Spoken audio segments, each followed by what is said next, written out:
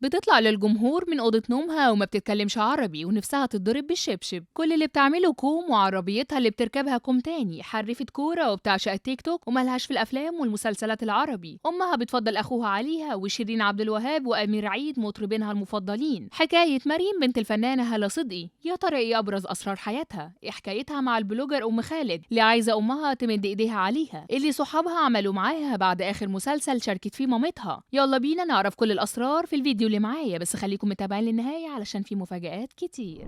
مريم بنت هالة صدقي مجننة الناس على تيك توك اليومين دول، وعاملة ضجة بالفيديوهات اللي بتنشرها، وكله كوم وعربيتها الفخمة اللي بتركبها كوم. شكلها كده ناوية على تقيل وتبقى بلوجر معروفة، وعلشان كده شايفة شهرة مامتها مفيدة ليها علشان بتنشر صور معاها الناس تعرف إنها بنت الفنانة هالة صدقي وتتابعها. بتنشر فيديوهات ليها من أوضة نومها على تيك توك، مرة وهي بتعمل حركات وبتتميل فيها، ومرة تانية وهي بتغني. وطبعا كل الأغاني اللي بتنشرها بتكون بالإنجليزي، وده علشان هي ثقافتها أجنبية وما بتتكلمش غير اللغة دي، ونادر لو نطقت كام كلمة بالعربي. ما هي برضه متعلمة في مدارس لغات ومقضية معظم حياتها في الدول الأوروبية. ما أقولكوش بقى على جمال مريم اللي شبه الأجانب ولا حلاوة لبسها. هو جريء حبتين، بس ده الستايل بتاعها اللي اتربت عليه، وكل واحد حر في لبسه. بس صحيح هي لبسها كده، بس أخلاقها عالية ومستحيل تتأخر بره البيت لبعد الساعة 12، تبقى يا ويلها لو عملت كده. أمها هالة صدقي بتعاقبها بطريقة تخليها تتجنن، بتحرمها من الخروج من البيت لمدة يوم كامل. أما بقى عن علاقتها بالبلوجر أم خالد، فهي من عشاقها وبتتابع كل الفيديوهات بتاعتها، لدرجة إنها عاملة أكتر من فيديو ليها وهي بتقلدها. وبالمناسبة مريم لهلوبة في التقليد وشاطرة زي أمها في التمثيل، ومش عارفين بقى هنشوفها الفترة اللي جاية في عمل فني ولا حكايتها إيه. لكن الأكيد لو هتدخل التمثيل هيكون في فيلم أو مسلسل أجنبي، علشان ملهاش في الأفلام والمسلسلات العربي، ومفيش غير مسلسل جعفر العمدة اللي اتفرجت عليه طول حياتها. والحقيقة إن هي ما شافتهوش غير بعد ما صحابها كانوا بيقولوا لها في المدرسة بنت صفصف، وده اللي حمسها إنها تتابعه. مريم بنت هالة صدقي حريفة كرة قدم زي توأمها. أيوة، اللي ما تعرفوش إن عندها توأم، بس هي أكبر منه بدقيقتين بس. ومريم بتلعب في النادي وعندها فريق وبتدخل بطولات، وبتنشر صور ليها وهي بتلعب الكورة مع فريقها. يعني ميولها كده فنية على كروية. والمفاجأة إن مريم ما بتسمعش غير المطربة شيرين عبد الوهاب، وكمان نجم فرقة كاريوكي أمير عيد، وده واضح جدا من الفيديوهات بتاعتها اللي بتطلع فيها وهي بتغني معاهم أغانيهم. حلم مريم بقى غريب قوي عكس كل البنات. تخيلوا إنها نفسها مامتها هالة صدقي تمد إيديها عليها ويكون بالشبشب زي ما أمهات صحابها بيعملوا معاهم. وأكيد لما تسمعوا الكلام ده هتقولوا من كتر ما هي متدلعة نفسها تشوف الوش التاني، بس الحقيقة لا، هالة حازمة جدا مع بنتها، ولو حصل واتخانقت مع أخوها بتقف في صف ابنها ضدها، بس في نفس الوقت مصاحبة بنتها مريم ولا يمكن ترفض لها طلب.